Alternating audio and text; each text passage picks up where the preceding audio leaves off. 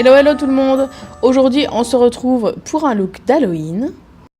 Je vais d'abord commencer par mes sourcils et de la colle Prit. Je vais l'appliquer uniquement sur la fin de mon sourcil afin de pouvoir avoir une forme différente. Je vous présente Jackie, il va nous accompagner tout le long. Je vais d'abord brosser mes poils dans tous les sens avec la colle et puis je termine par les brosser vers le haut afin qu'ils soient le plus plat possible. Et je ne prends bien évidemment que la pointe du sourcil. On remet une deuxième, voire une troisième couche si nécessaire en laissant sécher entre chaque couche. J'enlève l'excédent avec une lingette afin qu'il n'y ait pas trop de défauts dans le maquillage. Et puis je viens poudrer énormément mes sourcils, donc on met la couche, on n'hésite pas. Et je passe au teint avec cette base Angelville et le Make Up For Ever HD en teinte Y215. Il va me permettre d'avoir un teint bien pâle. Et je vais venir l'appliquer avec mon éponge, comme d'habitude. Une fois que ça c'est fait, je viens recouvrir mes sourcils avec un fond de teint très couvrant et je mets mon anti-cerne de chez NYX toujours en teinte 00. Et là j'ai vraiment une tête de cul, un truc de ouf. Mais vous allez voir, ça va prendre du relief. Je viens appliquer de nouveau avec mon éponge. Une fois que ça c'est fait, je poudre l'entièreté de mon visage avec ma poudre Make Up For Ever. Je viens prendre ma palette de contouring de chez NYX et cette teinte avec un petit pinceau biseauté assez fluffy. Et je viens réchauffer mon teint aux endroits habituels, donc sur le front, dans le creux de la joue, sur le double menton. Et on va venir préciser cela un peu plus tard. Je prends une teinte plus foncée et un pinceau plus précis pour venir dessiner la forme de ma joue de poupée.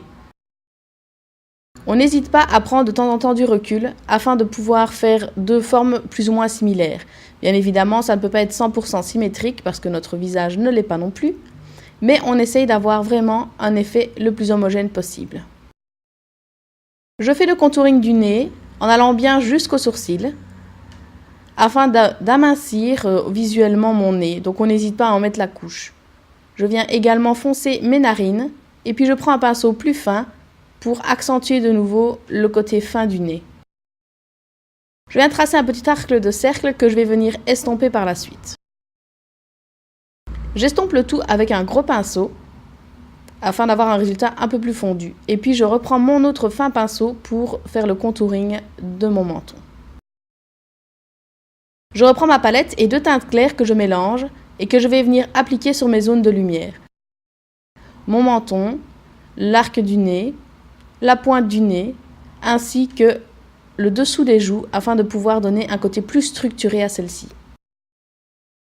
Je vais mélanger ces deux blushs pour avoir un rose assez poupée et je vais venir vraiment le placer sur le bombé des joues et je vais légèrement l'étirer vers le haut. Si vous voyez de la fumée, c'est normal, ce n'est que ma cigarette, ne vous tracassez pas. On passe maintenant aux sourcils avec de la peinture à l'eau mauve de la marque Snazaro et un fin pinceau. Je repasse simplement sur la tête de mon sourcil et puis je l'allonge et je le fais plus haut que d'habitude afin de donner un effet un peu plus creepy à mon regard. On n'hésite pas à prendre du recul et à réadapter la forme de ses sourcils pour avoir un rendu de nouveau homogène. On peut enfin passer aux yeux. Avec un crayon blanc, je vais dessiner un arc de cercle sous mon œil qui va être le prolongement de mon œil de base. Et puis je repasse le tout avec un crayon blanc Milk de chez NYX qui est beaucoup plus intense. Oh, petit problème technique. J'arrive. Me voici de retour, j'ai remis ma lentille, mais au passage j'ai failli me casser le pied. Je crève de mal, mais on s'en bat les couilles, on va continuer ce tutoriel. Je prends un crayon rose pâle et je vais venir dessiner le contour dans mon arc de cercle sous mon œil. Je vais également me redessiner un nouveau creux de paupière. Je le fais assez haut étant donné que j'ai une paupière tombante. Quand j'ouvre les yeux, si je le fais trop bas, on ne le verra pas. Je vais prendre de cette palette Ultimate Bright de chez NYX le rose et je vais venir repasser là où j'ai mis mon crayon afin d'intensifier. Puis j'estompe avec une couleur rosée un petit peu plus claire sur mon pinceau estompeur, je repasse par-dessus. Ce n'est pas grave si ce n'est pas quelque chose d'extrêmement défini parce qu'on va venir le définir par la suite. Essayez néanmoins de ne pas trop déborder sous le trait que vous avez fait au préalable. Je reviens intensifier de nouveau le trait. Avec le crayon blanc Milk de chez NYX, je viens répartir la matière sur toute ma paupière mobile de manière assez grossière. Et puis je vais venir repréciser avec l'autre petit crayon blanc que je trouve moins intense mais qui est forcément un peu plus précis. Avec un fard à paupières crème légèrement orangé, je viens recouvrir l'ensemble du crayon blanc que j'ai mis sur ma paupière mobile. Comme vous pouvez le constater, j'ai changé de couleur, finalement j'ai préféré partir sur un peu plus de mauve. Donc du coup, je viens réintensifier le trait en mauve. Je vais ensuite l'estomper comme j'ai fait au préalable. Et puis pour donner un côté plus défini, je prends un fin pinceau et du fard à paupières noir et je reviens dessiner le creux de paupière. Je vais vraiment légèrement l'estomper, mais pas trop parce que j'ai vraiment envie de garder ce côté très défini, très structuré. On passe au liner. Je vais d'abord faire un trait de liner des plus basiques, donc en suivant mon ras de cils et légèrement en accentuant la pointe au creux interne. Par la suite, j'ouvre mon œil pour tracer le repère de ma virgule. Ayant les paupières tombantes, c'est comme ça que je procède pour être sûr que quand j'ai les yeux ouverts, ma virgule ne tombe pas. Une fois que je suis satisfaite, je ferme la virgule et puis je la remplis. Et petit à petit, j'épaissis le trait pour avoir la grosseur du trait désirée. Et voilà! On va passer donc aux faux cils.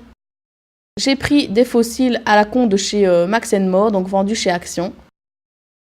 J'ai mis de la colle à faux cils et je les colle tout simplement tout le long de l'arc de cercle que j'ai dessiné sous mon œil. Avant de passer aux faux cils du haut, je reviens sur mes joues.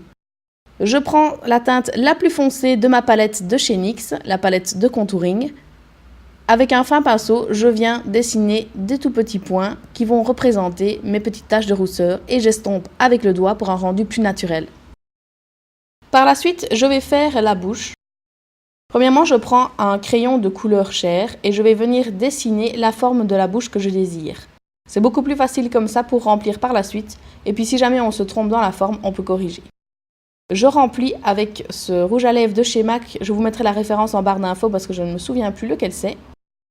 Et avec un fin pinceau, je viens redessiner les traits tranquillement pour que ce soit beaucoup plus précis et beaucoup plus joli. Avec de l'anti-cerne et un fin pinceau, je viens tapoter par la suite pour estomper le reste de ma bouche. Je mets un petit peu de mascara avant de poser les faux cils du haut. J'ai d'abord pris une bande de faux cils plutôt naturelle que j'applique comme d'habitude, donc c'est-à-dire que je pose le centre et puis je viens coller correctement les extrémités. Je l'ai séché et puis on est parti pour la deuxième paire. Une paire beaucoup plus dramatique et comme d'habitude on doit attendre 5h30 pour que la colle soit sèche. Et je le pose exactement de la même façon.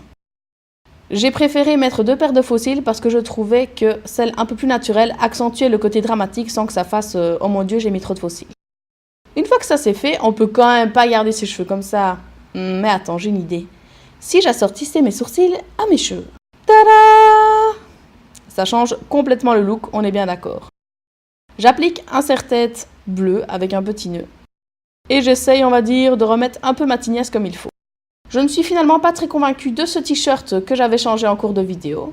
Du coup, je suis plutôt partie pour un look avec un petit gilet bleu assorti à mon petit nœud et des boucles d'oreilles dépareillées afin de donner un petit côté foufou à cette poupée.